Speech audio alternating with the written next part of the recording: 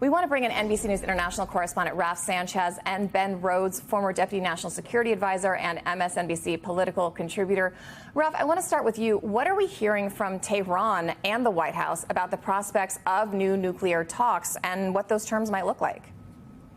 So, Christina, the official line from the Iranian government is, as far as they are concerned, the military confrontation with the United States is over, and they are ready for negotiations. President Trump, of course, ordering those strikes on those Iranian nuclear facilities, the Iranians shooting back with that ballistic missile attack at the U.S. airbase in Qatar, and Iran's deputy foreign minister telling our own Richard Engel in Tehran last week that they are prepared to draw a line under this and to move on to negotiations. What has been really interesting, Christina, over the last couple of days is that the president of Iran appears to be trying to send a message directly to Donald Trump in a kind of America First language that the president would recognize. And the medium that he has chosen to send that message is Tucker Carlson, the former Fox News host, who, of course, is such a big part of the MAGA America First movement. The president of Iran sitting down for an interview with Carlson.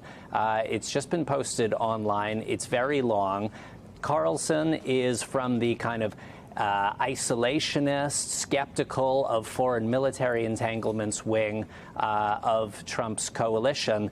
And some of the terms that the president of Iran is using seems designed to try to push a wedge between President Trump and Israeli Prime Minister Benjamin Netanyahu just ahead of this meeting. Just to give you a couple of quotes from this interview, the Iranian president says, "When we were negotiating in good faith at the request of the U.S., Netanyahu dropped bombs literally on diplomacy." And he's saying the U.S. must now choose rein in Netanyahu and restore regional peace, or follow Netanyahu into another forever war. Now, critics of Iran will raise a lot of questions about the Iranians being champions of regional peace, but it is interesting seeing the president of Iran using this America First language right ahead of this meeting. Christina. Yeah, no kidding. Raf Sanchez, thank you so much.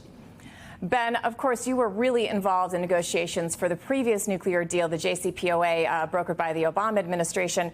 But I want to ask you your take on what Raf was just talking about, the messaging that you're hearing out of Tehran, and combine that with the position of the White House, which is kind of altered from, absolutely no nuclear program to softening to something that, frankly, looks a bit more like the JCPOA. What is your take on the prospect of a deal and whether it will be easier this time around or harder, given the facts as they are? Well, I think it's a really interesting context for this meeting today, because the reality is Donald Trump went along with that strike after Israel started to bomb Iran's nuclear facilities. But it did not appear like he went as far as Prime Minister Netanyahu might have wanted him to go. So the strike only lasted a day, frankly, didn't verify whether or not all those facilities were fully destroyed or whether Iran's nuclear fuel was fully destroyed. There's this uncertainty about how far the Iranian nuclear program was set back. And certainly didn't go along with a regime change option, which Prime Minister Netanyahu might have wanted to push, given how much military supremacy they had. And so the question now is, do you take a hard line if you're Donald Trump and say, I'm going to stick with Netanyahu in this one, and if we have to bomb these facilities again, if we see the Iranians reconstituting their nuclear program, I'm willing to do that, maybe even squeeze this regime out of power if I can, or do I pivot back to diplomacy? And if you pivot back to diplomacy, essentially it seems like the Iranians are offering a deal that is similar to the JCPOA, in which there's very strict limitations on their nuclear program. There's inspections and verification of their nuclear program, but there's still some kind of nuclear program inside of Iran. And I think that's ultimately the question that's going to present itself to Trump. And it seems like he wants a deal to just get this off his plate. The challenge is actually whether Prime Minister Netanyahu wants to be a spoiler, whether he will acquiesce to that deal now that the U.S. has taken this strike. Yeah, that'll be interesting to see. I also want to ask you about Ayatollah Khamenei. He's 86 years old. I spoke recently with a friend who has family in Iran. She said even regular Iranians aren't sure how competent he is, how dialed in he is, whether he's really making these decisions. In this most recent video addressed, he appeared frail. He is 86. How in charge is he? Is he still making decisions for the regime? And what do you think he wants out of all of this? I mean, he's the longest serving dictator in the world, you have to remember. And I think he's probably still the ultimate decision maker. But look, he was not in good health, back when I was in the White House. I mean, he's old. There have been all kinds of reports of health problems. Clearly, he was trying to stay out of the way from airstrikes. So he can't have been in the most comfortable place the last few weeks. So I think he's still the decision maker. The question is what comes after him?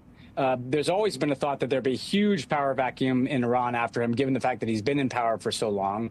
There were reports that he tried to kind of name potential successors when it seemed like he might be the target of airstrikes. But it's also the case that a number of senior Iranian leaders were killed, particularly Iranian Revolutionary Guard leaders who've been powerful over the years. That's the more hardline faction, have been taken out in airstrikes. And then some of the more moderate leaders, the kinds of people that would probably be an improvement in terms of wanting to have better relations with the United States and the West. Well, they have a hard time appealing to that hard line. So for now, he's really the only option holding this system together. But I'm sure there's a lot of jockeying behind the scenes in Iran, and this is going to be a part of the picture because if you have some kind of collapse there in the regime, it's likely that the harder line people are the ones who emerge at the beginning of that, which makes it actually even harder to get a deal. So Iranian politics is going to matter a lot as you look ahead beyond just the next few months, because the supreme leader is unlikely to be around for that much longer given his age and his health. But for now, I think he's the one who's going to have to sign off on a deal. You saw the president do something pretty clever, frankly. And if you told me, a decade ago that an Iranian president would be sitting down with Tucker Carlson, I'd be a little surprised, but the world's changed. But that's the president trying to assert himself as the interlocutor for the United States. And it seems like that will probably be the case for these negotiations. Yeah, Iranian officials are clearly trying to take hold of the narrative and get some points in the messaging, because you've also got Iran's foreign minister who's demanding accountability for Israel and the U.S. strikes. He was at a BRICS country summit yesterday, and he said these attacks were a violation of various treaties and UN resolutions. The BRICS nation, it's about 10 countries. It includes nations like India and Brazil, and they actually agreed. They issued a joint statement condemning the attacks as a violation of international law. So what does that get Iran? Does that get them any kind of capital on the international stage? The other thing that's interesting is Iran's, I guess we could use the term allies-ish, Russia and China, they haven't really been there to jump to Iran's defense in all this. Who are Iran's friends, and how do they win this messaging battle? Can they at all? No, that's a really good point. And look, their audiences are multiple, right? There's the United States, but then there's the rest of the world, much of which is kind of sympathetic to their argument that there was no legal basis for these strikes. And Russia and China are at the leadership of that BRICS coalition of countries. And so on the one hand, I think they want to show that they're not diplomatically isolated. They have support, including from powerful countries. Frankly, some of those countries like Russia and China have helped them continue to get sources of revenue by not going along with U.S. sanctions, by purchasing, Iranian oil. There's obviously questions, too, about whether they've provided any arms to Iran over the years, or suggestions that they have.